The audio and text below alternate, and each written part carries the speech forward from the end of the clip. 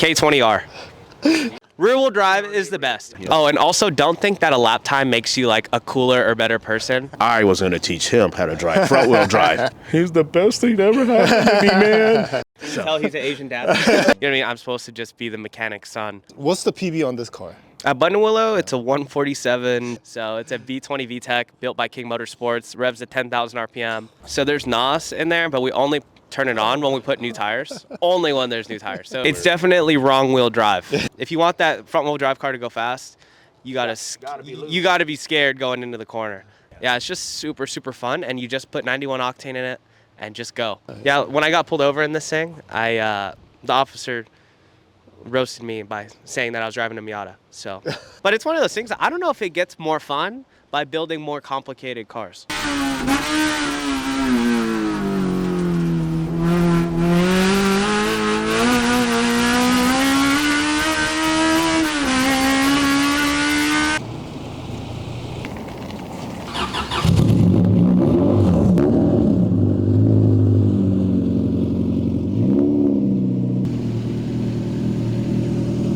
What's going on, guys? Welcome back. Today I'm here with very special father and son duo, Rich and Nicky Hayes. Yeah, so 30 years at Honda, you know, it gave me a pretty good exposure to racing production-based cars initially. Aside from being a mechanic in the engineering group there, working with the group next door, which was Special Projects, and they built and backed a lot of the factory race guys, racing Hondas and Acuras.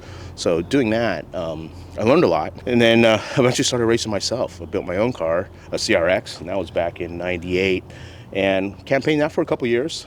And then and did quite well, had a lot of fun in SCCA and in NASA, Honda Challenge, stuff like that. And then we got pregnant with this guy.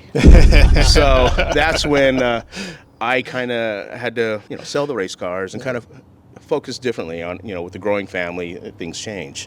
So, and then, but meanwhile, I kind of got into go-karting. And then, you know, it was easier to do logistically and financially. And then when he was 5 years old, we got him into go-karting. And oh my God, for the next 10 years? 12 years. Yeah. It was every weekend at the go-kart track, you know, so it was he and I, and mom and sister sometimes, always at the track of some sort. Yeah. Then after that, you know, he got into cars, racing cars, open wheel stuff. And then COVID hit. And I had a bunch of leftover CRX race car parts, just a bunch of Honda parts. My wife was getting crazy. Everyone was working at home. Nikki was working at home. My wife, my daughter. I was the only one still working at Honda, but when I would come home, my wife was trying to get Nikki out of the house. She's like, why don't you guys go in the garage and do something? Go in the garage and work on something. And that's when we built this red car here with all the parts. You could kind of say it's a COVID car. It was built during COVID. It was his first experience with front-wheel drive. That was one of the other reasons why we built the car, is for him to learn front-wheel drive. Up until that point, all his experience was just rear-wheel drive cars, go-karts, open-wheel cars, GT cars. So we built it. I was like, I was going to teach him how to drive front-wheel drive. Bunta. Yeah. He thought he was going to teach me. Little did I know, our first track event, I didn't know what to expect. He goes out there, and he beats the track record. And I'm like, well, it must be the guy that built the car, not the driver. You know, it must be the car, not the driver. But no, it was good. It was a lot of driver. And ever since then, we've just been having so much fun chasing these lap times. Yeah. And it's quite different from his pro racing or semi-pro racing. It's actually fun, wouldn't you say? I mean, those are fun too, but it's a different kind of fun. Yeah. It's just a dad and lad thing where we go out and we just have fun. Yeah. You know, it's just so much fun. And we've had really good success with the car, and people seem to like it, and it seems to go pretty fast. So, yeah, you know, but Nicky could probably tell you more about the car and about the lap times, because I can't remember what I had for breakfast. So we'll see what he has to say. How much faster is Nicky in this car? Than you. Well, he's afraid to let me drive it because we know why. Yeah. He knows that I taught him everything, and he ask him. He'll tell you. He's afraid to let me in the car. Right. He says because he's afraid I'm going to crash it. But the reality is, you know, my Instagram following might go way up instead of his. So, you know. But one last question for you. Sure. I know racing isn't easy, like whatever form it is, right? Yeah. So raising Nicky, how did you? Obviously, you had to make a lot of sacrifices to let him race, right? Yeah, How yeah, did that but happen? it's funny, you know. I just had a conversation about this yesterday with another father whose son Nicky coaches in go-karting and in open wheel, and we had a really good conversation along those similar lines. And it's a sacrifice. I'm gonna get corny here, but it's a sacrifice of love. You don't, you know, it's when you see the success that they have. I mean, it's you don't consider it a sacrifice. You consider it a blessing. So it's been it's good.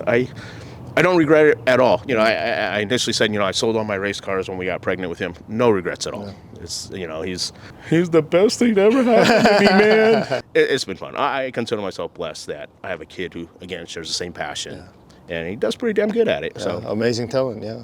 yeah, don't go that far. He's okay. Not amazing. He's okay. So. Tell he's an Asian dad. Well, cool. So. With that said, I guess we can hand it over to Nicky. Cool. So Nicky, Yeah. well, we kind of heard how you got into cars. Yeah. Growing up, what was your passion? Like, what was? So it was definite.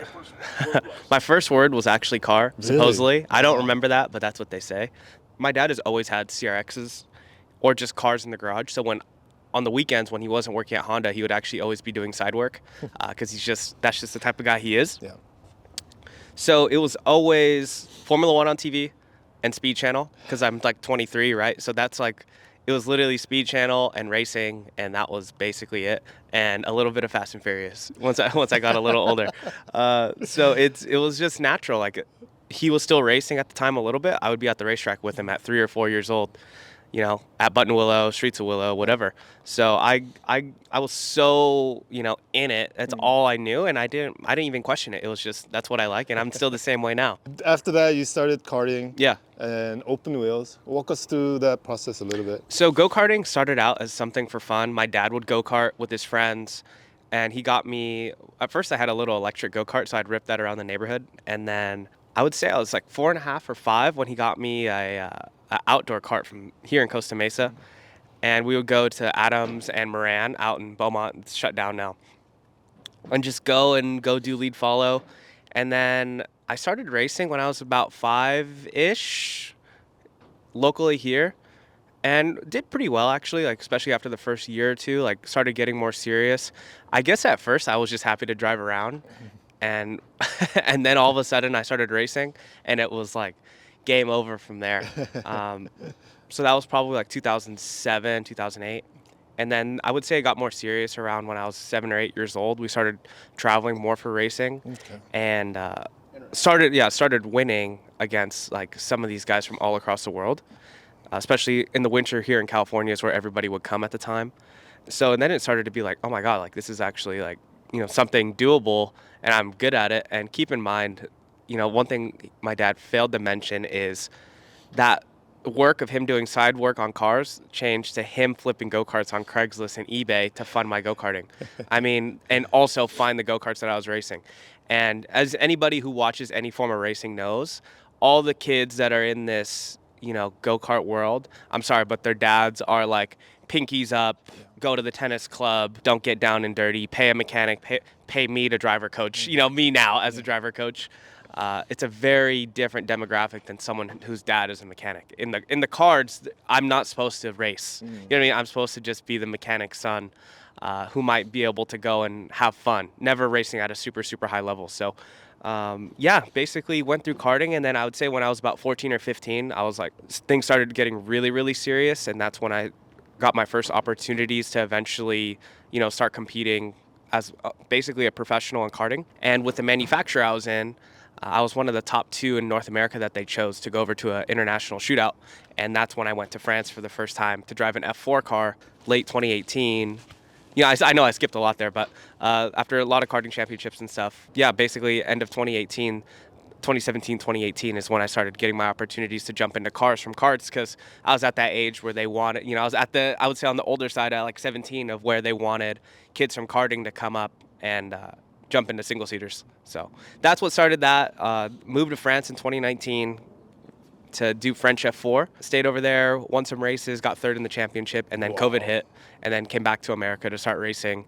And yeah, the last 5 years has been a roller coaster of finding opportunities, in racing, in car racing. So yeah, it's been a very unpredictable path, but I'm very grateful for it. What are you racing now?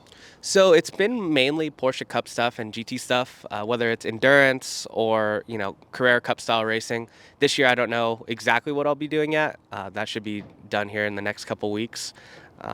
But mainly like GT cars. So I transitioned from like single-seater stuff. So the road to Formula One initially, then the road to IndyCar, and then more so like GT endurance style racing now. Do you have a preference, racing open wheel versus? Yeah, so obviously like the path to Formula One is awesome. Like being an American over in Europe and, being like meeting and being in talks with like junior Formula One teams and stuff like that is really cool.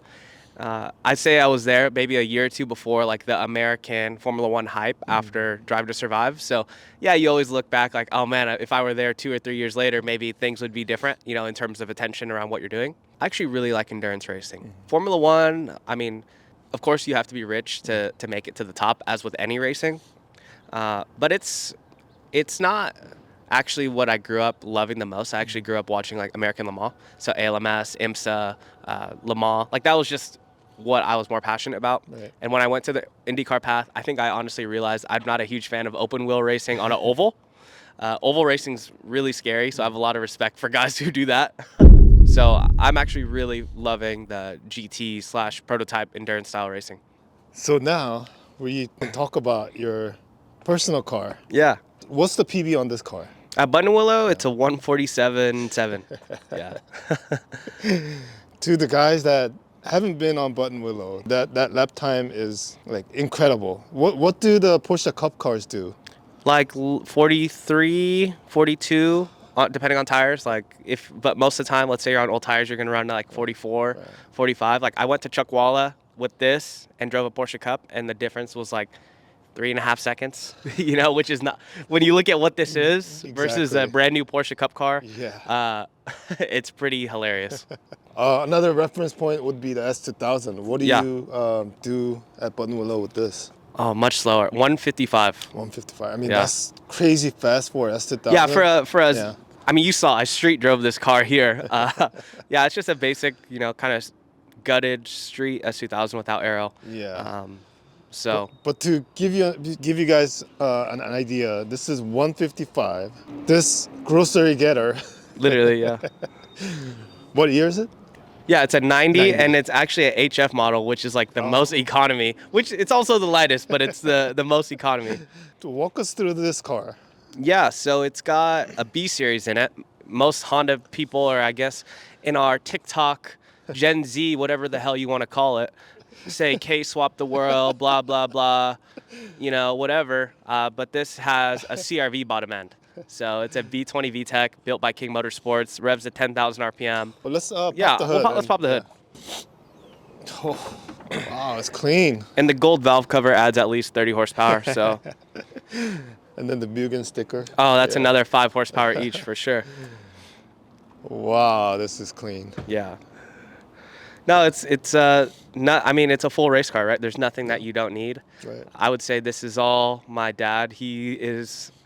If you don't need it, it gets cut off or deleted. So. How much horsepower again? So it initially made 260 in Wisconsin on their dyno jet, like 262.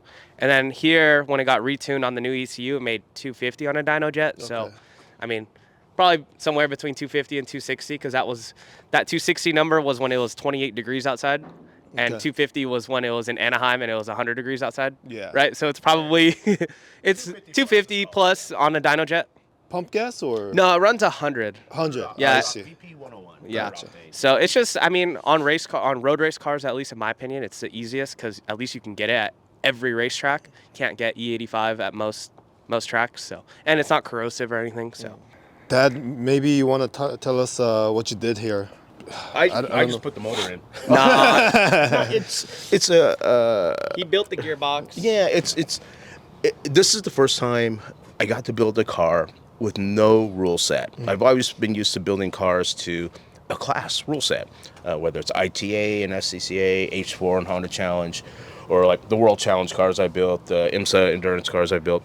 They all had rules. Right. This was my masterpiece, man. my ugly masterpiece, you know, because I got free reign. I could lighten things up. I could throw things away. I could take headlights out. I could do everything, and it was a blast and it made it so much easier actually, because you just get rid of everything, and then put the stuff back in that needs to go in that makes it go fast or makes it lighter. Yeah. So yeah. Initially, Nicky and I built. Nicky Hayes, the driver, actually helped me build an engine, and we have video to prove it. It's sitting in the shop. It's like a stock V18C that we found on. It's actually a Type R motor we found Craigslist. I was gonna say Craigslist or OfferUp. Threw bearings and rings in it. Yeah. And Nicky Hayes actually did part of that. It still runs. And it set track records. I know. Yeah. So I'm just more impressed it still runs. That's my biggest accomplishment in the world, is building an engine with Nicky and without killing him. You know. But anyway, back to this thing. So King Motorsport approached us, a longtime friend. I've worked for them for many years. They said they'll build us a 2-liter B20 VTEC. And we said, okay. So we sent them a motor, and maybe 6 months later, we trailered this car to King Motorsports in Wisconsin in the first snow of the winter, and Nicky and I towed all the way there, took the car there, took the engine out, put that one in, dynoed it, and tuned it, and it made killer power. But coupled with this engine, we have a variety of transmissions that we use. You can see the gear ratios are written on there. So not each track, but we have 3 different gearboxes. Or gear stacks. Gear stacks. Well, no, gearboxes. Yeah. That have different gear stacks, different final drives. And that is one of the secrets that makes this car so fast, too, because it's always in the power band. You hear it on the track, and it's just, God, it sounds like it has a sequential in it, because it's just bah, bah, bah, bah. And that's one of the keys for it going fast. It was a good gearbox, but the rest of it is very simple. Is the gearbox like all aftermarket gears, or just 2 of them are okay? Aftermarket gear stack. 3rd, 4th, and 5th are a Gear X rally stack. Irish rally stack. And then it's got an OS Geiken diff. Okay. And an OEM 4.4 final drive. Gotcha. This OEM gearing, that's actually probably the worst part about the V Series is the OEM gearing. The 3rd, 4th, 5th is like super odd and like short and tall at the same time. Yeah.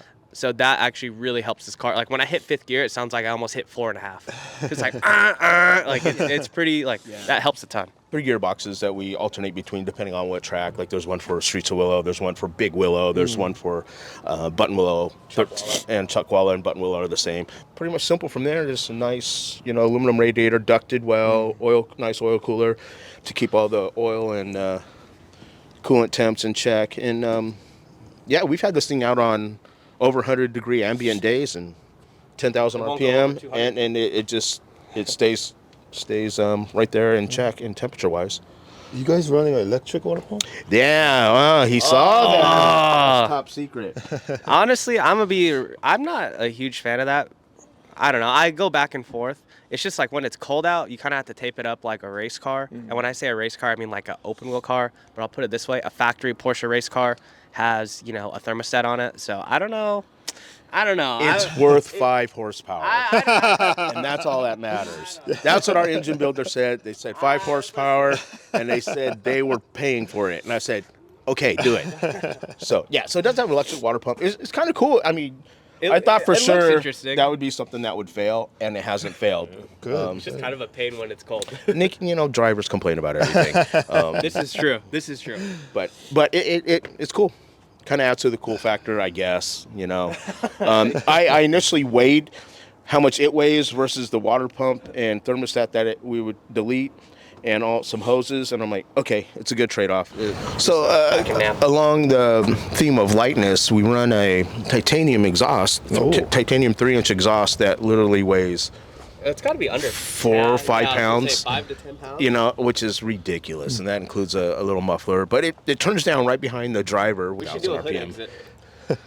Anyway, so there's NOS in there, but we only turn it on when we put new tires. Only when there's new tires. So if you wonder why the car goes about 2 seconds faster on new tires, it's not actually the tires. It's we're spraying. So Too soon, you know. Junior.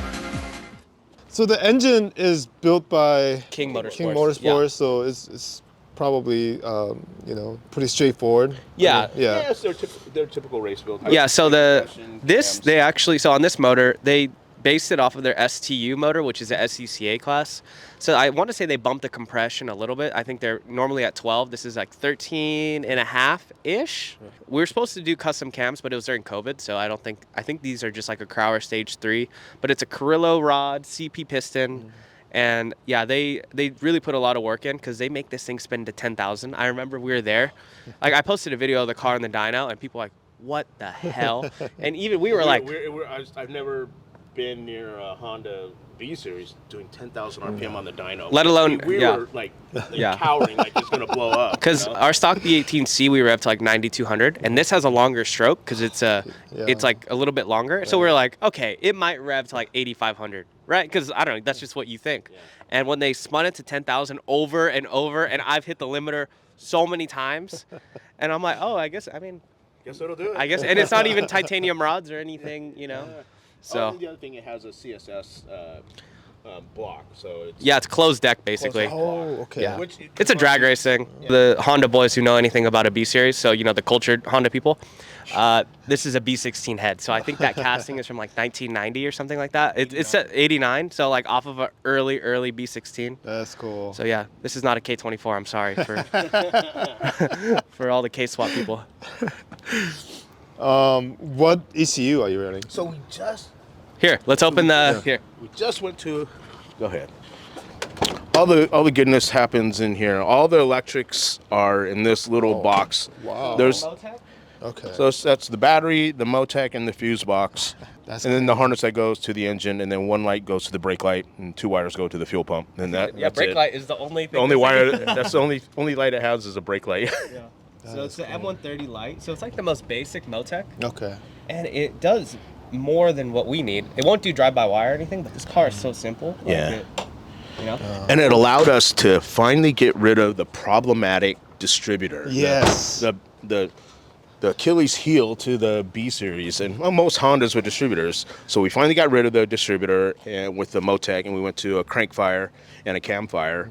And oh man, it just starts, it idles perfectly, like never before. Yeah. And it's just very accurate in its ignition timing and such, and you could hear it. It just runs better, you know. So it was a pretty good investment, and it was the best investment I think we've made in the car. And it came with the Motec sticker, which was cool. Yeah, and the Motec system And a Motec, exhaust. like, it looks like a gun case when you get the ECU.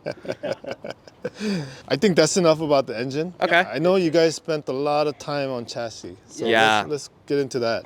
So King Motorsports, shout out to them for getting us started. Our first ever set of MCS was on this car. They're not on here anymore.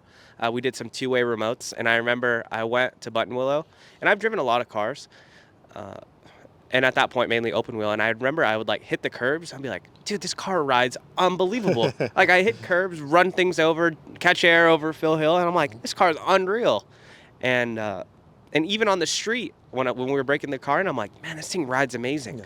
So we initially ran just some off-the-shelf two-way remote MCS, and I would say that was really, you know, that is one of the keys to why this car goes so fast, because it sees curbs like they're not even there. And on the underpinnings, obviously you can't see it now, we run basically the full PCI, Pro Car Innovations catalog, and he's a good friend of ours, Brian. And I mean, my dad built cars, 25 years ago, and everything used to have to be custom for spherical bearings. And now, I mean, you just go down to Brian's place and he's got literally everything. I mean, you could attest to that. Yeah, it's been amazing because, like you said, I used to have to custom make all that stuff, and this car had a lot of the custom made stuff. But then, you know, in talking with Brian, I mean, and then now he has aluminum arms too, so you know, a double whammy. You know, lightweight and strong and precise. So yeah, I think the car is completely fully PCI'd out. All the suspension pickup points, pivots, all the pivots are, and control arms, are PCI, and they work awesome. And on that sway bars, we tune with a variety of front sway bars, stock sway bars, anywhere from 15 millimeter, 17 millimeter, 19 millimeter. I think it's like we have 4 different sway bars that we can use on the front from varying models of Hondas. So that's what we tune with for bars on the front. And the rear has a huge ASR 30 millimeter Speedway style bar, and we have 3 different thicknesses of bars to tune the back with, and obviously the adjustments on the ends of the bars. So and tying the whole car together is Eimer Engineering roll cage that I told him the specs I wanted, and he's the only guy I've ever had a cage done that he did it exactly like I wanted. It was so nice. He's so easy to work with. He tied it in where I wanted him to, and then more with all his experience. And cage, we haven't painted it yet, but it's a chromoly cage. It's been in there for a couple years now. Yeah. And he said it was going to take, 3 weeks, and it took 3 weeks, unlike every other fab guy that says it's going to take 3 weeks and takes 3 months. Yeah. So, yeah, it's kind of really nice working with him. It was a pleasure. Again, like Nicky was saying, the shocks, we recently just put 3-ways on it. And talk about taking bumps. Now it could take, with the high-speed adjustment now, in addition to the low-speed compression, high-speed compression, it's even better on the bumps. I mean, we just went to Buttonwillow, and coming out of the bus stop. yeah, across the bus stop, I feel like I'm probably 2 wheels in the dirt on the way into the corner, or across the apex, and the only way I could tell is by seeing dust come up. You can't even feel it's unreal. Yeah, and the car I'm watching from the tower, and I'm like, I can't believe how good the car goes through there. Yeah. I don't know if he picked up mile an hour, but there's got to be time just from upgrading to. I was working with MCS on a custom droop and a custom body length to lighten up the shock and to get the droop I wanted. So these are a custom BPR damper length and their valving. We trust their valving. Okay. But just the physical dimensions of the shock are custom design. Okay. And they were good. Let me ask you, and if it's a secret, we understand that, but do you have a spring rate? Yeah, well, that's another thing we tune with. I mean, we get that question a lot. What camber do you run and what spring rate are you on? I'm like, well, what day, what time, what track? Because with tuning cars, it's variable, So it's one of those things like in pro racing, there's no way that you just set up the spring rate once and no matter where you're, every track is different, every tire is different, and you could change it from session to session. And I would even argue, I've been on a team with 4 cars. Right, 4 really fast drivers, and we all had totally different setups. And so first of all, we've spent a ton of time, getting this car where it is, and 2, we like to, part of the reason we started the company is okay, 1, I'm not just going to give you what I run because that probably won't work for you because there's nobody else really has a CRX. Yeah, you might spin out if you watch videos of this car. It's not easy to drive. And 2, it's everybody needs their own specific setup based on their tire, their chassis, their engine, their aero, So that's where we this, the spring rate on this car. I'm I don't know, it constantly changes. So yeah, and it's not always equal left to right. We run a K difference, or anywhere from 50 pounds to 25 pounds to 1K difference left to right on the front because of the weight of this car is so cattywampus. Just how it is with the engine on the left and the driver on the left. This car is typically left hand, very heavy, and if you're going to a track like Big Willow, you need that spring rate on the left of the car, left front of the car. So as with camber, so we can run 4 different cambers on the car, different per corner. So front wheel drive cars are weird animals. They're really It's definitely wrong wheel drive. Don't let anybody convince you that this is the right platform to start with. It's really fun, but I don't know if I would recommend it to most people. Look at it as it's kind of easy, but I've been doing it for 30 years, so it's he looks at it as easy, but I've driven right wheel drive my whole life, and I'm what is this? It's not easy. It's just I've done it. Not to brag or anything, but I just I've been through all the problems with it. And the drivers, oh my God, some drivers, oh my goodness. I've worked with a lot of drivers, and oh my God, they're all different. They're the weather could change at any moment. But Yeah, so to answer your question, a rough estimate with the tires we're running on the Hoosiers, right now we're at 3.5 to 4 degrees negative up front. That's just in general. The back is about 3 degrees, but it varies. Track, time of year, we could be, how the tire wear, and if it's a flowy track or a tight track, we run as much as 5.5 degrees camber on the front. In the back, 3.5 degrees. Sometimes we'll stand the back up to like 1.5 to 2 degrees. So it's a very vague question for us, and when people ask it, sometimes I don't want to go into all the explanation. Sometimes it goes over my own head, so I can imagine going through them. So I just kind of give them a general ballpark. I think we're at 14K in the front, 15K in the front now, and 18K in the back. No, I don't think we're that sick. We have springs. I have springs in 1K increments from 12K to 20K to 22K. Yeah. So that's what we tune with. Oh, and to all you front wheel drive boys who claim you can run softer springs on the back, that's great. If you want to go slow. But you're not sub 2. Yeah. Or you're actually not sub 2, no, but you're not sub 150. If you want that front wheel drive car to go fast, you gotta be scared going into the corner. Your eyes are gonna be open after the first couple corners, but you also are gonna go way faster. So Underwear might be a little dirty. yeah, and even then, put it this way: this is the shortest wheelbase, twitchiest platform for a '90s Honda. That's also why it's the best. And so if you're on an Integra or an EG, the logical car to start with, you're probably gonna want to run stiffer in the back. So this car has the StopTech STL kit. ST or fast brakes or something? Yeah, Fast brakes, Fast brake STL kit, which is super lightweight, and it's I can't believe how good it is. We actually have this on our street car as well. It works really well. We're still tuning. We have 3 different compounds of pads to use, again depending on track and conditions. But we like the PFC 11. It's pretty good. Nicky likes it. We don't run a brake booster, so we have 3 different master cylinder sizes that we use. I think that's a 1-inch. No, we don't have a 1-inch. We have 15/16. That's a 15/16. We have a 13/16 and a 7/8, and we're pretty much settled now on the 15/16, but we've played with them all. And we just recently updated the rear brakes. We had super lightweight hone calipers on there, but it wasn't enough braking in the back, so we upgraded to the CTR, bigger diameter and thicker rotor, and an aluminum rear DC5 Type R caliper in the back. And we're playing with pads right now. It's on a Hawk Blue, but I think we're going to need more. And then wheels and tires, we're running. Let me ask you a quick question. Yeah. A lot of people mention that rear brakes doesn't do much on front wheel drives. That wasn't the case for you. No. In most cases, yeah. But we're searching for. Initially we just put the lightest thing on there and we play with it. Yeah. But now we're getting to the point where what's the weakest link on the car? Gotcha. And then Nicky would think about, if I had more braking, I could probably go faster.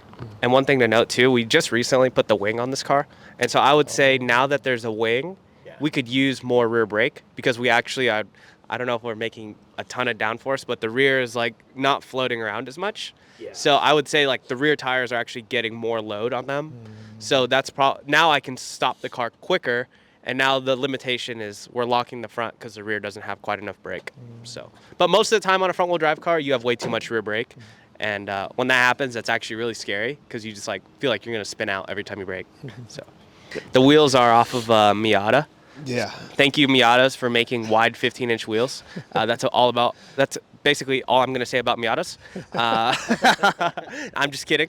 But yeah, it's a 15x10 Koenig and a 245 Hoosier in a 15. And we're thinking about going to a 15x11 with a 275 for the front.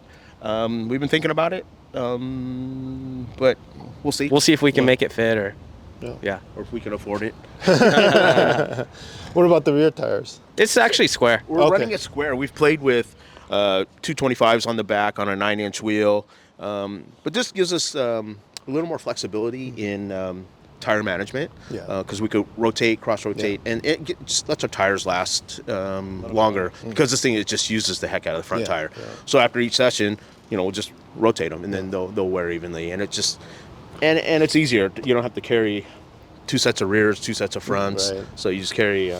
You know, you can go to the track with just 6 wheels. You know, in all the same size and tires, so it just Yeah. makes it easier. Cool. But cool. yeah. So and then another thing about the car is Sparco. Nicky's been on the Sparco sponsorship since he was 12, something like that, in go-karting. So we use a lot of Sparco products. Yeah.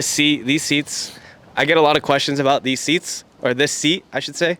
And yeah, they're pretty amazing. It's just this one piece kind of carbon, and they're FIA. I think they're 8 pounds. 8.5 pounds. So, yeah. That's the new line of Sparkle. Yeah, right? I think QRT carbon or ultra carbon. Yeah. Okay. But there's not much to see because it's all gone. It's just yeah. So Wow. No dash. nah. Oh god. There's a digital dash.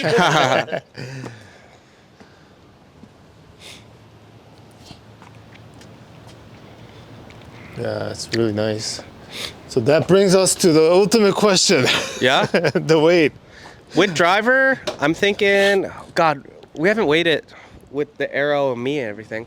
What do you think? No, we haven't. Are we just So- north of 2,000 with me in it, you think? No, you know what? The weight is. I'll actually divulge it. Yeah. The weight is battery died. Yeah, if you guys want to find out the weight, come holler at me. Oh yeah. Yeah, I heard that if you buy a set of 3-way MCS, VPR. yeah, if you buy some 3-way MCS, you might find out what the weight is. We'll see. All of it. What's is this a factory tank? Yeah. Here, you answer. So I could tell this story because I didn't work at Honda. So this is a factory tank, and what we should really say is factory racing tank.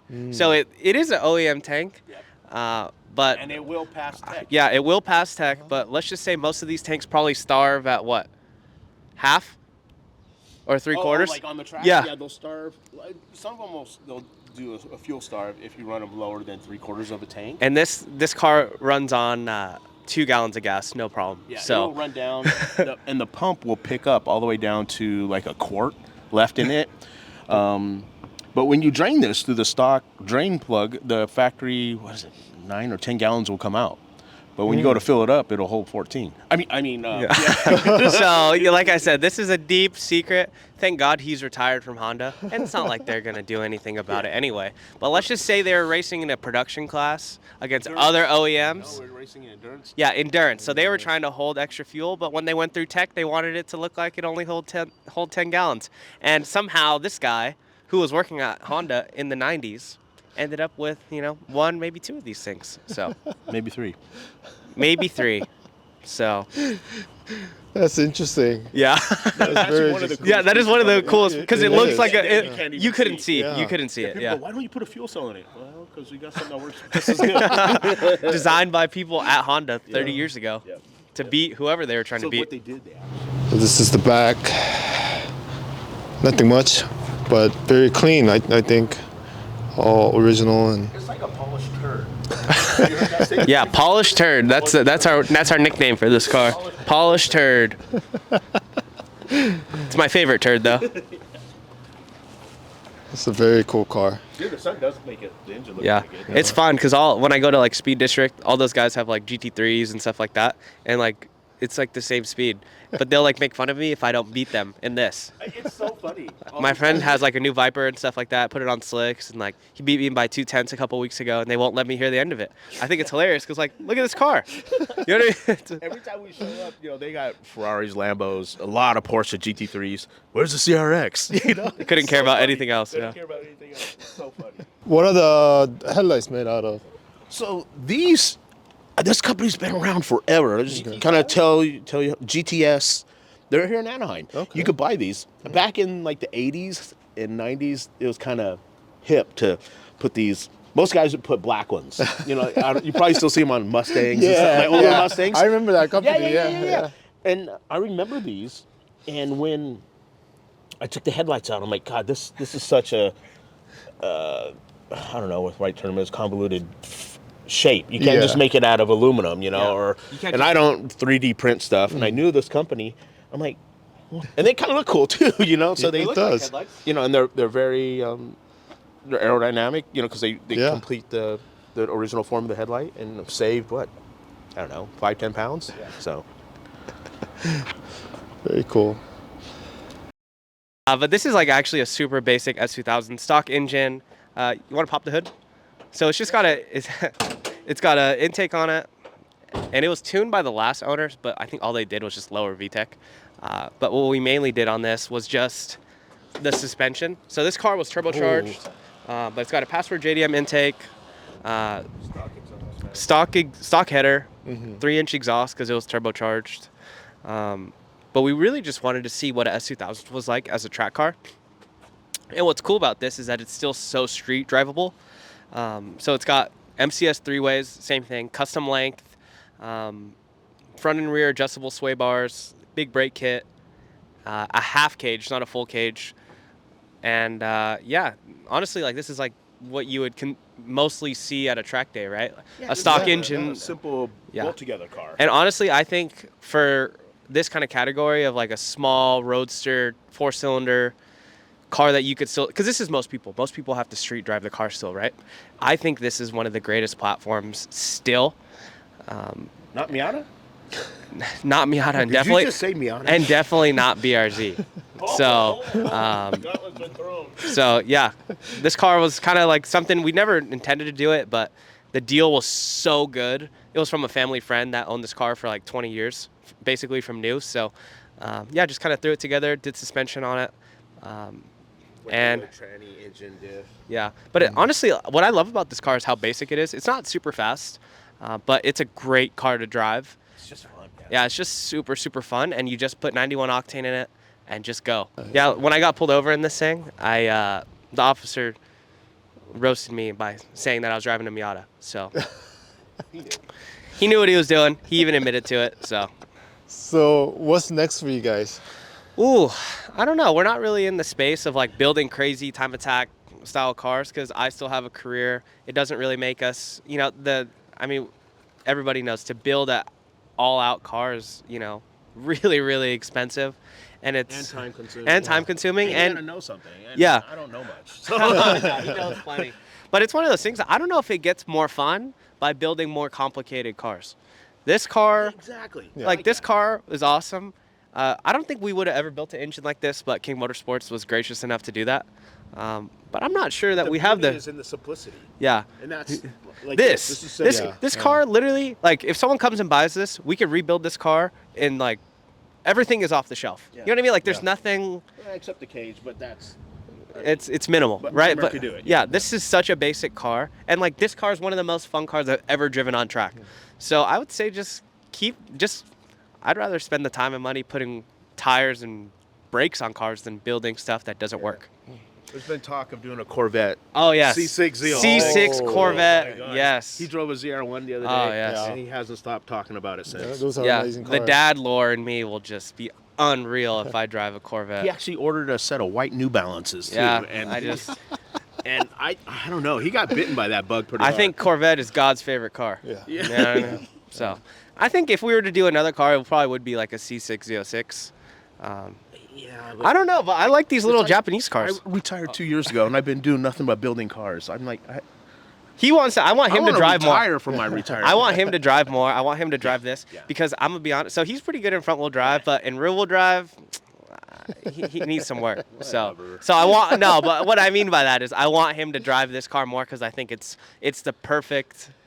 He's scared. I'm actually more scared for him. Yes. So yeah, I think just keep going to the track, keep improving the cars. This car will probably get aero and slicks to see if we can get it. I like to get this car under 150 with a NA S2000, because honestly, I think we just like, you know, I guess the initial inclination with this was to beat the NA front wheel drive record, which was like a 51. So yeah, we'll keep refining this, but I think here I've been really digging this car.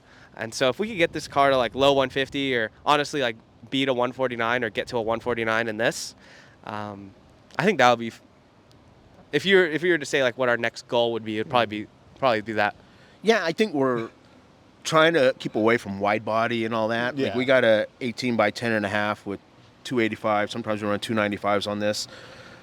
You know, yeah, stay with a stock body and maybe a little bit of aero. Yeah. This car really needs it on the back. Yeah, so But I think it'll stay basic, but like I said, keep it simple, keep it easy to run.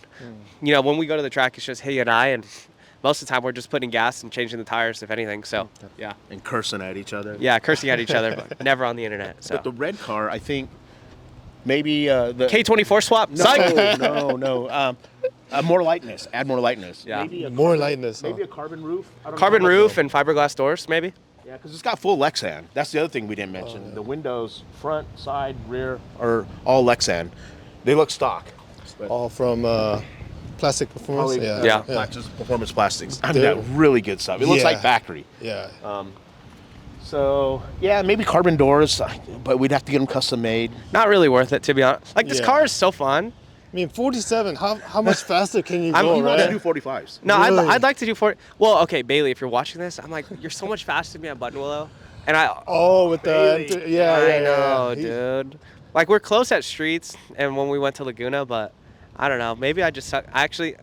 This car. So I know this is. I guess the channel's kind of based around Button Willow. Yeah. I have this theory. I think the surface at Button Willow is trash, like trashed. It's not a theory. No, okay. And I think this car really struggles to put the power down. I don't know. What are we gonna do with Yeah, it? Yeah. exactly. So I'd like to make this car go faster, but I'm also at the end of the day like, is it worth? Is it? 1511s with Yeah. 275s on the front? Yeah. And lighter weight. But like, But yeah. that's, I mean. But putting a it gets $15,000 like sequential transmission, carbon this, it's like for what? You know, we're not racing. Right. You know what I mean? So it's like, is it gonna make it more fun or that much better? No. So that's kind of. I don't know. It's weird. You have to like draw that line, I guess, at some point of like, okay, it's still a CRX. Yeah. You know what I mean? Like it's still. Yeah. We're not trying to build a factory race car or expensive. anything. And still retired on a fixed income. I know. So, yeah. So I think This is plenty fast. yeah, I mean, it's fun. yeah. Nikki, K versus B. Honestly, no, I can't say that. no. So if you're going, One word answers. Did you not hear? K20R. What he won't tell you is that this car in his mind was always going to have a K series in it, but it came with the Integra Type R motor in it and so much spares. That's why it has a B series. Let's see. Yeah. Front wheel drive versus rear wheel drive. Oh my God, rear wheel drive all day. I literally, he saw me. He followed me here. I hit the gas in this thing. I drifted a whole intersection on accident. Rear wheel drive is the best. You said S2000 was the best car you've driven at the track so far. So I would say in its category for like, I would say for slow cars because they're slow. No, but for like a compact roadster, I don't know what you put this in, but in its class for like 2-liter front engine rear wheel drive basic little sports car, they're so sharp and so edgy. I think and the engine is so good. Honestly, the AP1 engines are way better than these 2.2s. But yeah, I would say the S2000 for me is like top. What's one or two tips that you would give to drivers just getting into the sport? Ooh, Have a rich dad. no, no. One, invest in improving your skill, not just more parts on the car. So whether that be, look at your aim data, figure it out. It's not that hard. Make sure you're recording yourself so you can actually look back and see how you can improve. That's what I do for myself. I also do it for track day guys. I driver coach a lot of gentleman drivers. I don't ride along with people. I'm just too scared. But just focus on improving your skill rather than spending money on the car. If you were to rate yourself as a driver, Okay. Oh, I don't know. I'd say it depends on the day. It depends if I got my head up my ass. Because at the end of the day, whether you're at a track day or you're at the biggest race in the world, driving, racing is all mental. So how you showed up yesterday is not how you showed up today. So I would say it's a session by session, lap by lap. So it's kind of hard to judge, but I would say on my day, I'm as good as anybody. any shout outs? Ooh, 100%. Shout out to the company that I started with my dad, BPR. What does that stand for? It's a little inappropriate. No, I'm just kidding. No. It's balanced performance racing, and we focus on the chassis stuff. So mainly MCS. So we really love MCS, no matter what the platform is. Everything we put them on, we absolutely love them. From Porsches, Corvettes, Civics. We started that because we realized that they're not the easiest shocks to get, and we wanted to help people, find the solution for their car. And King Motorsports helped us, initially, one, start running MCS, and two, built the engine on this car. PCI, Brian, I hope you watch this. You're awesome. He makes amazing parts. Eimer Engineering, Sparco, and AIM, and Swift Springs. We only run Swift Springs, and man, they're awesome. Leonard, everybody there. They come super quickly, and two, I think they look the best, and they are the best. So you guys work on just about any cars, or do you guys have a focus? Who's you guys? No, we don't really do like a bunch of stuff. It's more so like helping people find what, obviously we started in the Honda space, but it quickly transpired with my racing of like Porsches and stuff. It started to go in towards 911s, and now with some clients with, and now guys with Corvettes. So we don't do a ton of in-person stuff, but mainly retail sales. Okay. Because MCS can be a little hard to get if you just go on the internet. So just helping people find, suspension for their cars. And on a special case, we'll do, some corner balance and alignment stuff, but that's a very case-by-case thing. So, yeah. But open to anything. We love it all, especially if it's double wishbone. Any final thing you want to say? No, thanks for coming out. I think no matter what you're doing, whether you're trying to go from a 2-minute 10-lap time to a 2:09, listen, just keep improving you. And I think that's just a mantra for life. Everyone's at their own pace. And just keep having fun. And remember that the fact that we get to do any of this, the fact that you get to go to a track is a blessing. And just enjoy it. Don't sit there and compare yourself, because then all of a sudden you're not going to have fun. So just enjoy your journey, keep improving, and stay safe. You will improve, and that'll be one of the joys in it too. And, but keep it fun, remember. And help other people that need help. Always be open and willing to help people. And you will find those people at the track, and that will come to your aid when you're in need. And then don't be too good or too above it when someone else needs help. Just be nice and have fun. That's it. All right. How do you find BPR? Oh, it's just BPR_COM on Instagram. But yeah, I promote it on my personal page. Okay. Just Nicky Hayes. And people follow him even though he doesn't know how to use Instagram at rhayes.setup. I'm teaching him how to, answer DMs and stuff. Yeah. And so we'll see if by the end of 2026 if he knows how to use Instagram. Yeah, what he said. He still confuses it with Facebook. So I'm still trying to figure out Twitter, man. it's not even called Twitter anymore. Well, thank you so much for making your time, guys. Thanks for coming. Yeah, thanks for coming. Sub 2 Club. Thank you guys for watching. We'll see you at the next one.